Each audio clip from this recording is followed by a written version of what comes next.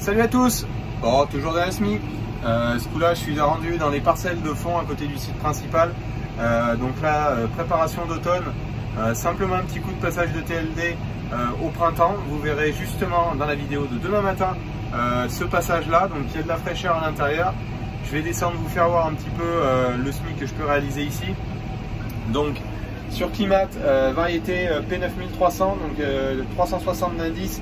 Un maïs plutôt assez tardif, donc dans la gamme assez tardive pour ici, 82 700 pieds à l'hectare, donc pas très épais, et toujours ma solution bulk mélange à 100 kg hectare. Donc allez, hop, je vais faire le demi-tour et je vais aller vous faire voir le SMIC que je réalise ici. Bon, gros soleil, ça chauffe, ça sèche toujours et on nous annonce toujours pas bien d'eau. Mais il faut bien avancer. Bon voilà, je pense que vous voyez pas trop mal. Là je suis à 100 kg à l'hectare et le fait d'être sur sol travaillé, on voit presque pas de grains d'engrais. On en voit quelques-uns. Par contre si on gratte un peu, on devrait en trouver un peu plus. Voilà, vous voyez ils sont là. Et je suis en train de semer juste au fond, voilà, ici.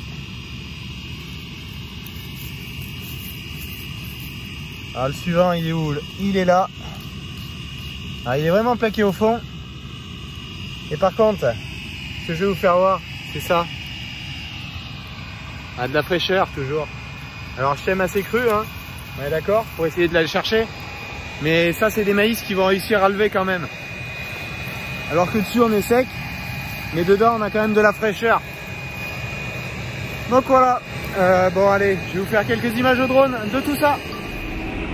Allez, on part de mon champ voisin qui était en betterave, premier tour d'arrachage. Vous voyez, il se porte plutôt pas trop mal. Et il a mangé un petit peu l'azote des derniers rapports que vous avez vu la semaine dernière en vidéo. D'azote liquide.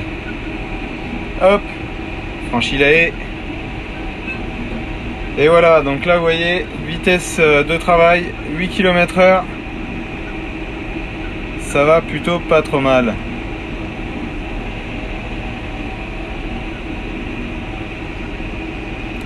Un sol bien préparé, de la terre fine, quelques mottes en surface mais c'est pas grave, dedans, comme vous avez vu, on a de la fraîcheur.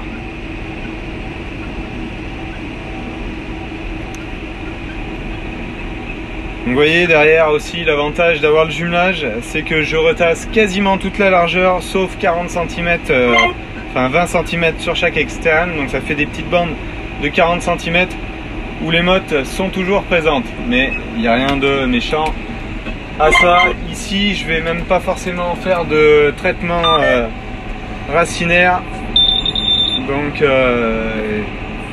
on verra tout en désherbage post-récolte et si l'année continue d'être vraiment au sec, on pensera très fortement à faire un binage pour le décroutage. On verra selon les précipitations et les conditions météo qu'on aura bien sûr au moment. Voilà, vous avez vu un demi-tour.